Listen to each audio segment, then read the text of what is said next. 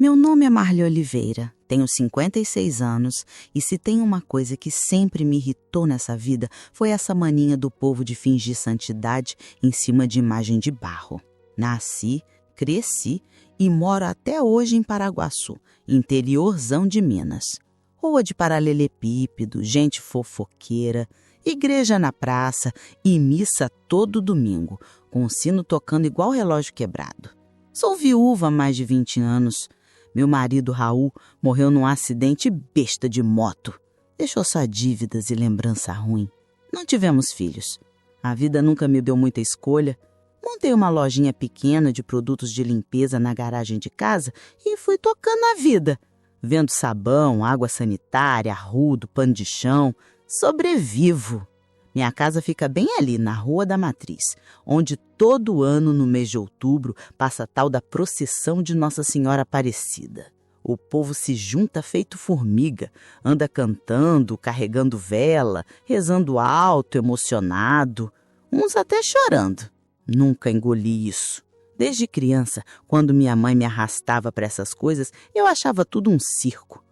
Ela rezava o terço toda noite, tinha imagem da Aparecida na cabeceira da cama, botava vela no pé da santa e dizia que a nossa mãezinha olha por nós. Eu, ainda com uns 8, 9 anos, já virava os olhos. Mãe, isso aí é boneca, não vai te ajudar com nada.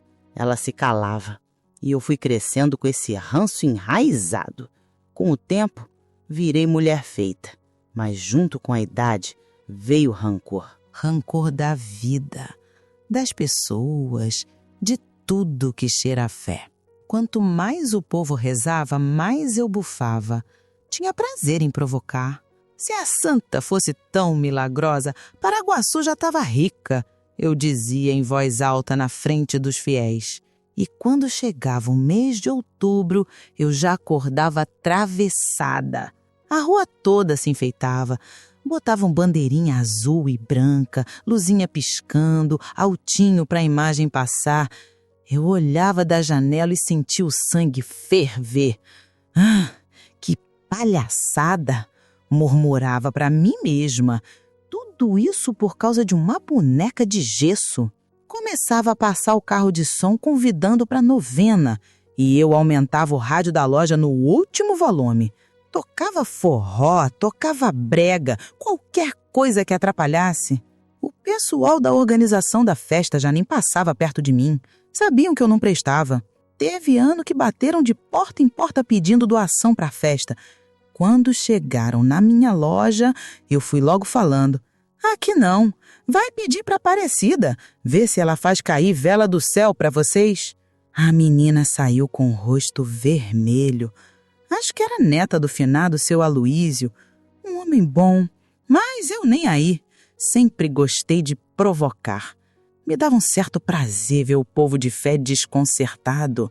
No ano passado, a coisa foi pior. Um grupo de senhoras da igreja começou a fazer ensaio de canto perto da minha loja. Toda a tarde ficavam com aquele rogai por nós, repetindo sem parar. Tive vontade de tacar água nelas. Se cantar desafinado fosse reza que subisse para o céu, vocês já estavam sentadas do lado de Deus? Gritei um dia da porta. E não era só isso. Qualquer manifestação de fé me deixava com raiva. Gente com escapulário no pescoço, criança com terço na mão, idoso ajoelhando na rua. Para mim, era tudo teatro de gente burra. E foi nessa raiva que, semanas antes da festa da padroeira daquele ano, eu tomei uma decisão dentro de mim. Algo que começou como uma vontade boba e foi virando obsessão. Esse ano, essa procissão não vai passar aqui como se fosse passeio de artista. Comecei a falar isso para mim mesma todo dia. Aquela imagem passando no meio da rua, o povo todo cantando e rezando, como se fosse desfile de anjo, aquilo me incomodava mais do que barata na cozinha. Já sabia até a hora, o trajeto, o dia, já estava preparando alguma coisa. Não sabia bem o que ainda, mas sabia que não ia deixar passar batido. Era minha rua também, e eu não ia mais engolir aquilo calada. Um dia, falei em voz alta para uma vizinha fofoqueira que passou na porta. Esse ano eu vou dar um fim nessa palhaçada. Ela me olhou assustada. como quem ouviu heresia. A senhora tá brincando, dona Mali. Brincando nada. Esse povo acha que pode fazer o que quiser porque é festa de santa. Mas aqui, quem manda só eu. Quero ver Nossa Senhora impedir o que tô pensando em fazer. E ali, naquele dia, nasceu o pecado que ia mudar minha vida inteira. O dia amanheceu diferente. O céu limpo, o sol quente desde cedo e o povo animado como se o próprio Jesus fosse passar na rua.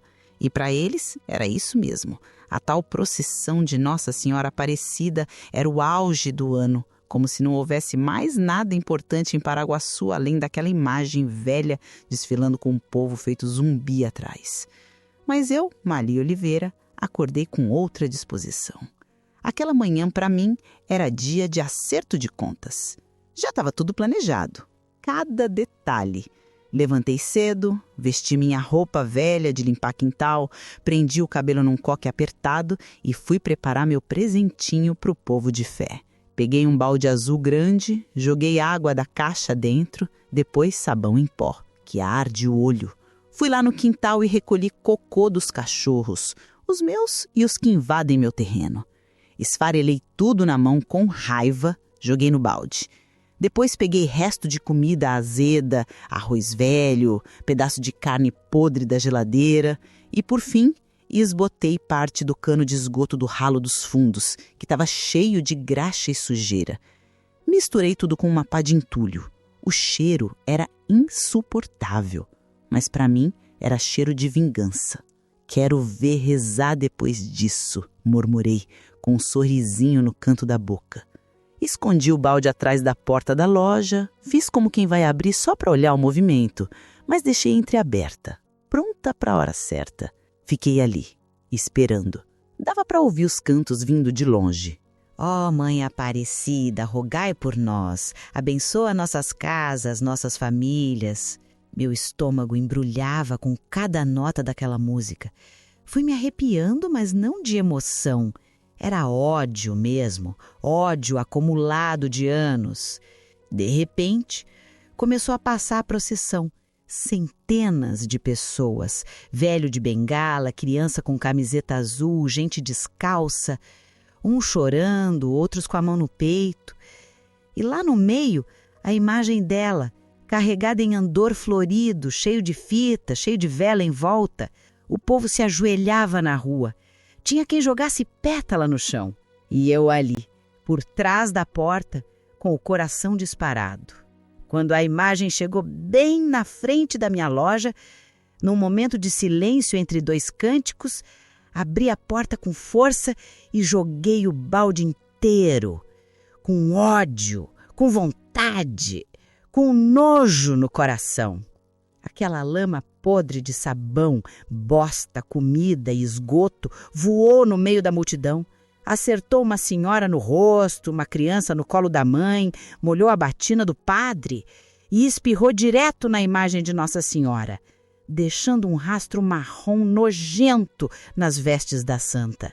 O grito foi geral. Meu Deus do céu! Ela enlouqueceu! Isso é pecado! Chamem a polícia! Teve gente que correu para tentar me pegar. Um rapaz tentou pular a mureta da loja, mas eu já tinha trancado por dentro. Fiquei escondida, ouvindo os gritos do povo, as orações misturadas com o choro das crianças sujas, com os gritos de revolta. Lá dentro eu ria sozinha, sentada atrás do balcão. Hoje foi o dia que humilhei a idolatria. Falei em voz alta. A imagem foi levada às pressas. O povo ficou em choque. A procissão terminou mais cedo, sem canto final, sem bênção, sem alegria. E eu dormi naquela noite como quem venceu uma guerra. Deitei com o corpo leve, com a alma em festa, como se tivesse feito justiça com as próprias mãos. Mas foi só até a madrugada. E se você chegou até aqui, não se esqueça de se inscrever no nosso canal, deixar o seu like e me dizer nos comentários de onde é que você está me ouvindo. Acordei com uma dor aguda na batata da perna. Achei que era cãibra. Tentei mexer, mas não consegui mover nada do joelho para baixo. As 2 pernas estavam completamente travadas, como se tivessem virado pedra. Que merda é essa? Murmurei, tentando me arrastar da cama.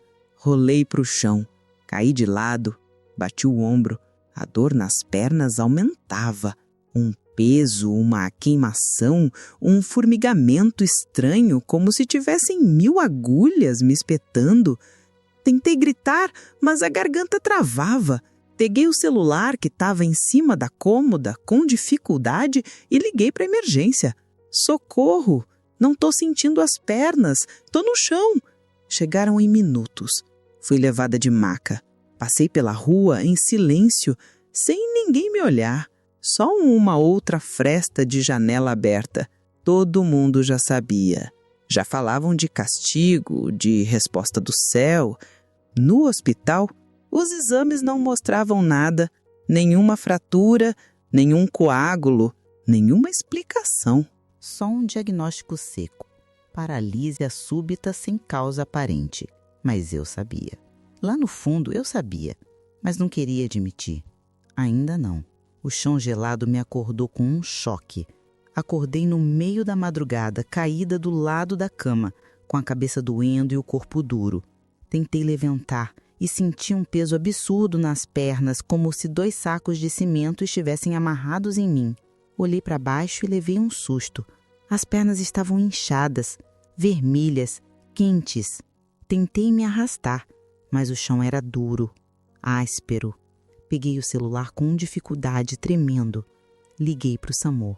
Tô caída, as pernas estão estranhas. Não sinto nada. A ambulância chegou rápido. Me colocaram na maca como se eu fosse um saco de batata. Na rua, vi gente na calçada olhando. Uns cochichavam, outros viravam o rosto. Já era a fofoca da cidade. A mulher que jogou bosta na procissão agora tá pagando.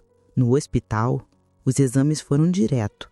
Me espetaram, me viraram, me empurraram em corredor frio. Quando o médico voltou com o resultado, a cara dele era séria. Dona Marlê, a senhora tá com trombose venosa profunda nas 2 pernas e não é de hoje. É grave, muito grave. Mas como assim? Eu andava até ontem. Gritei em choque. A senhora pode ter ignorado os sintomas. E agora, a situação evoluiu rápido. A circulação está comprometida, vamos começar o tratamento. Mas preciso ser honesto. Pode ser que a senhora nunca mais ande. O chão sumiu. Fui levada para o quarto. Fiquei lá, sozinha, com as pernas presas em um monte de aparelho, remédio entrando no braço e uma raiva fervendo no peito. Não era medo, não era tristeza, era ódio. Um ódio que não tinha mais para onde correr. Trombose, imagina, justo eu. Repetia para mim mesma. As enfermeiras passavam e evitavam contato. Algumas olhavam com pena, outras com aquele olhar de bem feito.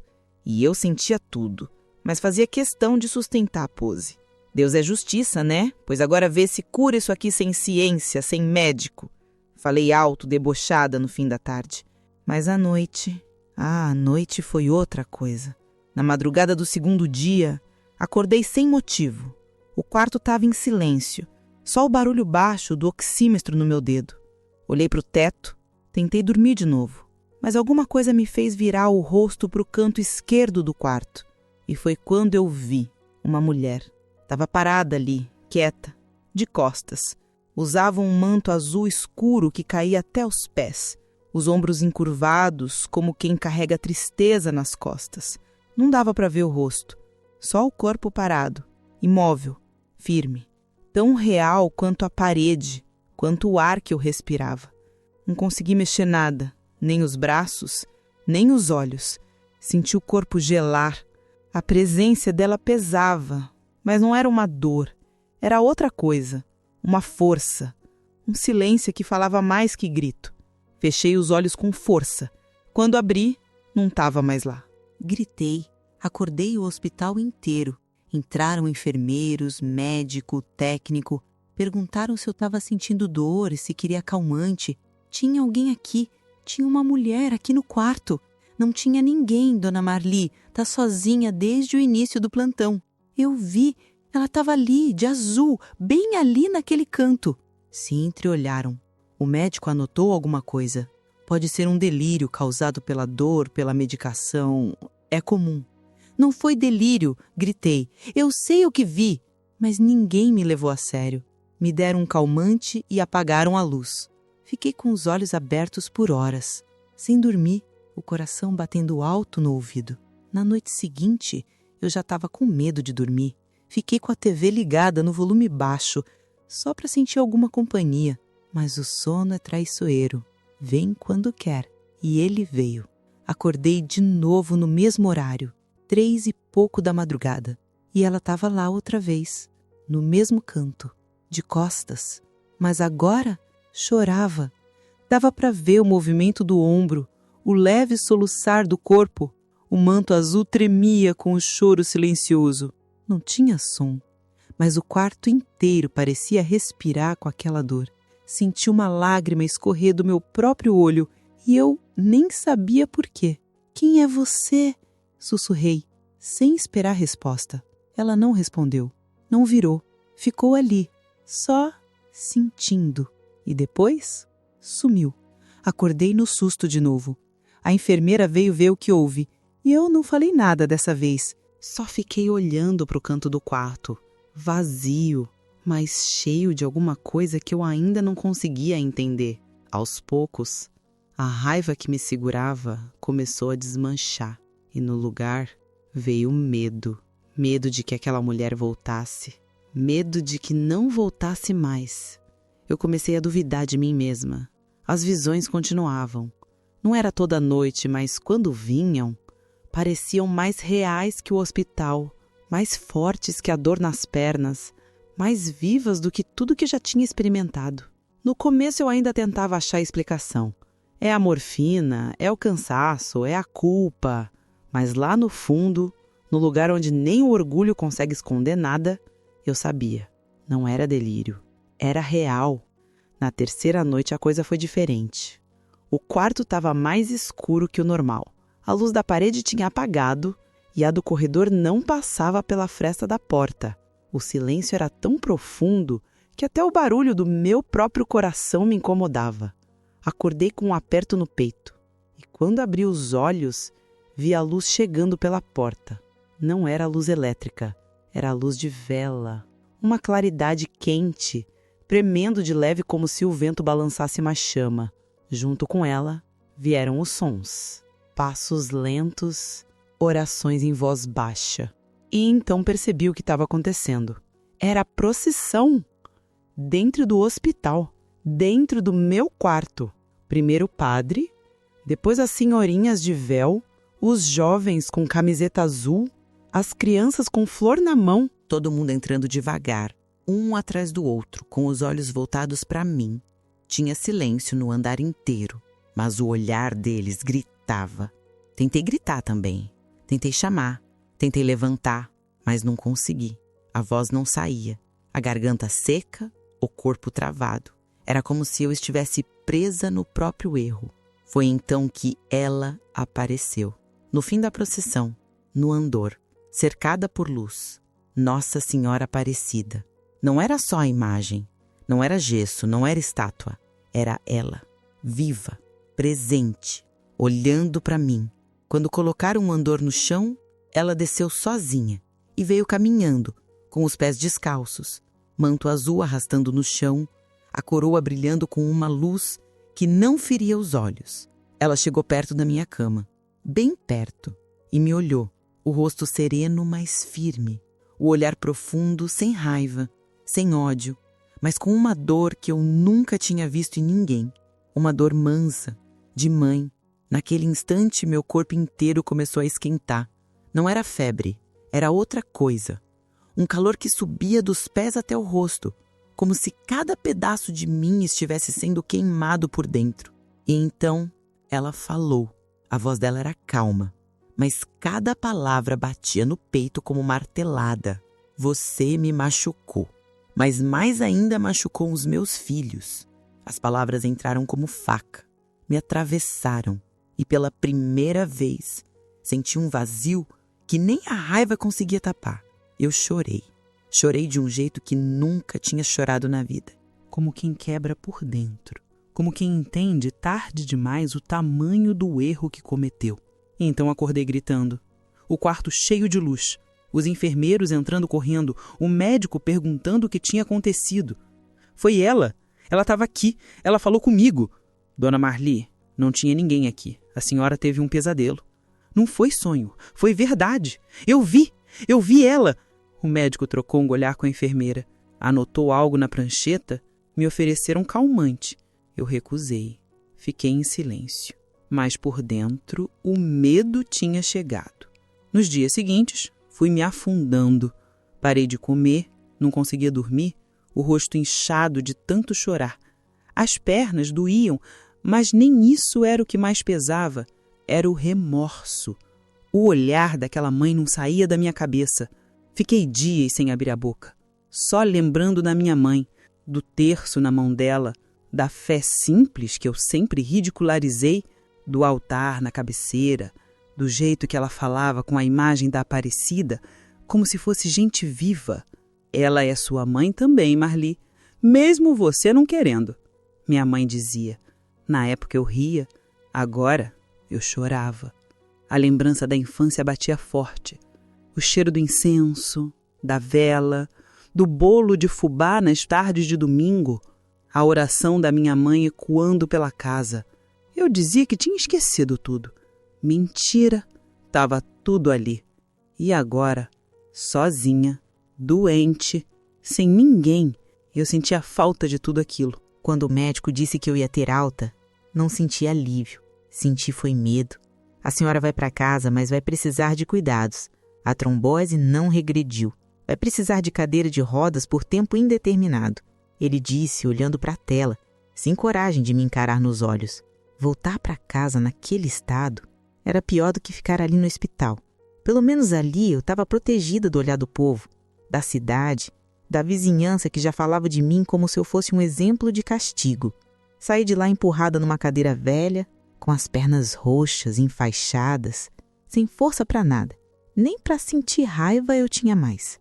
Só um vazio, um silêncio doído que me acompanhava o tempo todo. Na Rua da Matriz, as janelas se fechavam devagar quando eu passava. Os olhares se desviavam, mas eu via. As bocas cochichavam, mas eu ouvia. É ela, a da água suja. Jogou na imagem da mãe. Olha onde foi parar. Mexeu com coisa que não se mexe.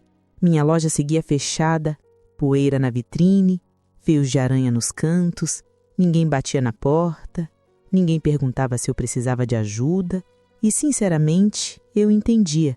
Até eu me odiava. Fiquei na solidão.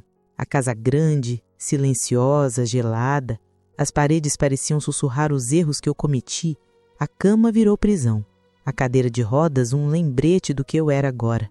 E todo dia eu chorava. Não era choro de drama, era choro de alma cansada, de coração arranhado por dentro. Não conseguia comer. O café esfriava na caneca. A sopa azedava no prato. Nem o cheiro de comida me animava. A única coisa que eu fazia era olhar pela janela e lembrar da procissão, lembrar do olhar dela, lembrar das palavras. Você me machucou, mas mais ainda, machucou os meus filhos. Uma noite, revirando umas caixas velhas no criado-mudo da minha mãe, encontrei um saquinho de pano bordado esquecido no fundo da gaveta. Abri, era um terço, pequeno, gasto, com contas de madeira clara, a cruz com as pontas roídas. Lembrança da infância. Quando peguei na mão, senti uma coisa estranha, um calor leve. Não era milagre, não era visão, mas era como se alguém estivesse comigo. Segurei o terço. Não sabia nem por onde começava. Minha mãe rezava com os olhos fechados num ritmo que eu nunca quis decorar. Mas ali, naquela noite, na minha cama, com o mundo inteiro virando as costas para mim, eu olhei para a cruz e falei com a voz trêmula. Eu não sei rezar. Pausa. Não sei o que dizer. Nem sei se a senhora ainda me escuta, nem sei se a senhora ainda me quer. Mas eu tô aqui, sozinha, com vergonha, com medo. As lágrimas vieram. Me perdoa. Nem sei direito por que eu tô pedindo isso, Mas, me perdoa. Apertava o terço com força, como se ele fosse me segurar para eu não cair no fundo de mim mesma. Se a senhora ainda puder, ainda quiser, cuida de mim. Eu não tenho mais ninguém. Não houve raio no céu, nenhuma aparição, nenhuma cura. Mas o peito aliviou. Pela primeira vez em muito tempo, eu chorei com paz, como quem tira um peso antigo das costas. Apaguei com um terço na mão. Dormi uma noite inteira sem pesadelo, sem visão, sem dor. No outro dia, abri a janela com a ajuda da cadeira. O sol bateu no rosto e pela primeira vez não doeu. Passei a rezar daquele jeito todo dia, sem fórmula, sem ritual, só eu e o texto da minha mãe, ouvindo a própria alma, falando com Nossa Senhora do meu jeito. Mãe, foi a senhora que segurou a mão dela e minha mãe, né? Segura a minha agora também. Comecei a sentir vontade de ouvir música de igreja, de assistir missa pela televisão, de escutar oração na rádio. Coisas que antes me davam nojo, agora me davam consolo. Não me sentia digna, mas me sentia vista. Um dia, a imagem da santa apareceu no jornal da cidade. Estavam limpando ela depois do ataque. Tinham conseguido restaurar o manto. E ela estava lá, linda, serena, sorrindo, a mesma que eu sujei. Falei baixinho, chorei, no meio da sala, com a imagem na tela. E o terço da minha mãe eu senti. Ela não me virou as costas. Mesmo depois de tudo, mesmo depois da vergonha, da blasfêmia, da raiva, ela ainda estava aqui, me esperando voltar. O tempo passou, devagar, como passa para quem espera algo que parece que nunca vem. A dor nas pernas ainda estava lá, mas não queimava como antes. O que doía mesmo era o olhar das pessoas. O silêncio quando eu passava de cadeira. A lembrança do que eu tinha feito. Passei meses sem sair de casa. Só na janela, vendo a vida seguir. Mas algo dentro de mim começou a se mexer. Pequeno, tímido, mas constante. Era como uma brasa que alguém assoprava de leve. A cada terço rezado, a cada música de igreja que eu escutava escondida, a cada memória da minha mãe que me vinha no meio da madrugada, aquela brasa virava chama. E foi numa tarde de outubro, quase um ano depois de tudo, que a vizinha, a Teresa, uma das poucas que ainda falava comigo, entrou na minha casa com um convite. Marli, vai ter a missa da padroeira hoje à noite. A senhora não quer ir? Eu ri, um riso sem graça. Eu? Eu não sou mais bem-vinda ali, Teresa. Quem disse? Quem é que vai julgar? A igreja da mãe. E mãe não fecha a porta para ninguém. Fiquei quieta. Ela insistiu. Eu te levo. Na cadeira mesmo. A gente fica lá no fundo. Ninguém precisa nem saber. No fim da tarde, tomei banho com dificuldade, pus a melhor roupa que ainda me cabia e penteei o cabelo como minha mãe fazia. Peguei o terço velho e escondi no buço. Teresa me empurrou até a igreja. Chegar lá foi como atravessar o mundo. Quando entrei pela porta de trás, vi tudo como antes.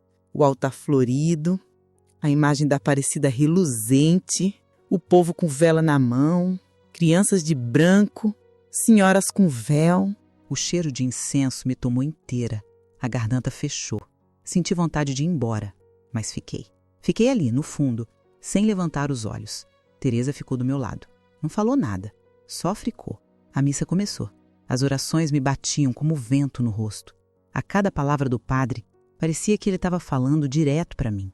Hoje celebramos a mãe que acolhe até os filhos que mais a feriram, porque não há pecado maior que o amor dela não possa perdoar. Senti o peito se apertar. Durante a homilia, ele falou de perdão, de recomeço, de reconciliação. Se você acha que está longe demais, saiba que é aí mesmo que a mãe te alcança. Eu chorei, baixinho, envergonhada, mas chorei. Chegou a hora da bênção final. O padre chamou todos para ficarem de pé. Eu continuei sentada, claro, mas por dentro algo gritava. Olhei para a imagem da Aparecida lá no altar. Lembrei da visão no hospital. Lembrei da voz dela. Você me machucou, mas mais ainda, machucou os meus filhos. Abaixei a cabeça. Segurei o terço no bolso e, pela primeira vez, com coragem, falei com ela, bem baixinho. Se a senhora me perdoou mesmo, me deixa caminhar até ti, só até o altar, um passo que seja, só para mostrar que ainda tem jeito para mim. Nesse instante, senti um formigamento nas pernas. Primeiro leve, depois forte. Um calor diferente, igual o que senti no hospital. Na visão, Teresa percebeu. Tá tudo bem? Me ajuda a levantar. Marli, o quê? Me ajuda agora. Ela segurou meu braço assustada. Eu me apoiei na lateral da cadeira. As pernas tremiam, doíam, mas respondiam. Fiquei de pé. O povo começou a virar o rosto, percebendo o movimento. Dei o primeiro passo, depois o segundo, cambaleando, mas indo. Caminhei. A igreja silenciou. Era como se o mundo tivesse parado, como se ninguém respirasse. Só se ouvia meu passo arrastado no chão frio. Cheguei no altar. Olhei para a imagem, linda, serena, firme, igual no sonho. Me ajoelhei, com as 2 pernas que os médicos disseram que não iam mais funcionar. E ali, diante da mãe que eu tanto humilhei, chorei como criança. Chorei tudo. E ela não disse nada. Mas eu senti que estava perdoada. Depois daquele dia na igreja, quando minhas pernas responderam e eu me ajoelhei diante da imagem de Nossa Senhora, parecia que o mundo tinha parado. Mas por dentro, eu sabia. Aquilo não era o fim. Era só o começo. O corpo reagiu sim, mas o coração ainda estava em tratamento. Voltei no hospital poucos dias depois. Entrei andando, devagar, com a ajuda da Teresa, mas entrei. O mesmo hospital onde eu tinha chegado carregada, sem sentir da cintura para baixo, agora me vi em pé. O médico me olhou como quem não acredita no que está vendo. Pediu exames, fez ultrassom, Doppler, tudo o que podia. Ficou olhando a tela e balançando a cabeça. Dona Marli, o tratamento está funcionando muito mais rápido do que esperávamos. A senhora ainda precisa continuar por uns meses, mas isso aqui é fora do normal. Eu não disse nada, só sorri. Peguei o terço que estava no bolso e dei um beijo discreto. No fundo, eu sabia, não era só o tratamento. Voltei para casa com os exames debaixo do braço e o coração cheio de silêncio. Segui as recomendações médicas, fiz fisioterapia, tomei os remédios, mas o que eu não deixava de fazer era rezar, todo dia. Às vezes com as palavras da minha mãe, às vezes só com o pensamento. Não passava uma manhã sem agradecer, nem uma noite sem repetir. Obrigada, mãe, mesmo eu tendo cuspido no que era teu. Meses depois, voltei no hospital. Os exames mostraram. A trombose tinha sumido. Não ficou sequela, não ficou bor, não ficou mancha. Era como se tivesse sido apagado. Quando o médico me deu alta, com aquele sorriso misturado de espanto e alívio, eu fechei os olhos e só pensei, agora é minha vez de fazer alguma coisa por ela. Na missa seguinte, eu entrei sozinha, sentei no mesmo banco onde tudo começou. No fim da celebração, fui até o padre, abaixei a cabeça, pedi para ele ouvir minha confissão. Falei tudo, sem esconder nada. Ele ouviu em silêncio. Depois me olhou com os olhos cheios d'água e disse: Marli, você tem que contar isso. Isso não é só para você, é para a cidade, é para quem perdeu a fé. Travei, fiquei muda. Eu? Falar lá na frente, depois de tudo que eu fiz?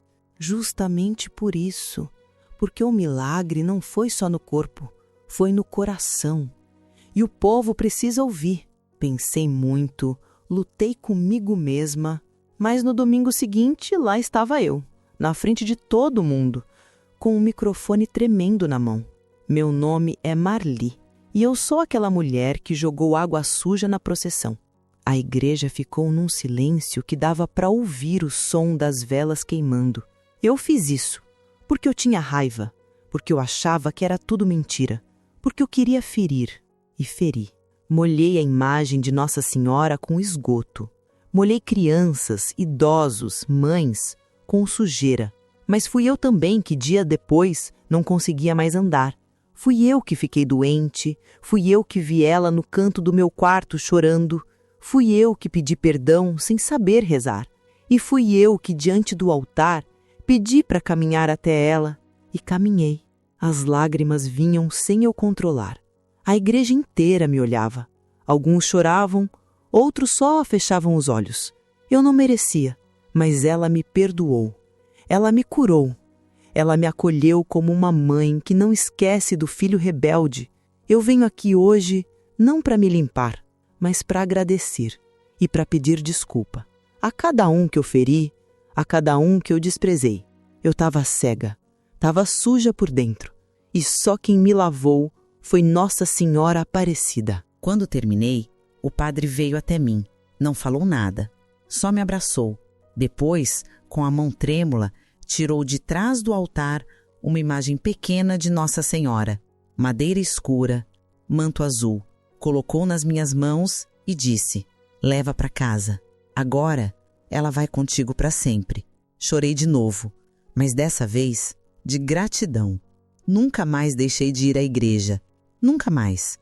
Comecei a ajudar na limpeza, nas novenas, nos grupos de oração. Fiz amizade com gente que antes eu evitava. Pedi perdão pessoalmente a quem eu lembrava e ninguém me virou a cara. E no ano seguinte, no dia da padroeira, fui batizada. Fui de branco, como manda a tradição, e quando a água bateu na minha testa, eu só pensava na água suja que um dia eu joguei. Agora era água limpa, era bênção, era vida nova. Hoje tenho a imagem na minha sala, um altarzinho simples, com flores frescas, uma vela acesa e o terço da minha mãe pendurada na parede.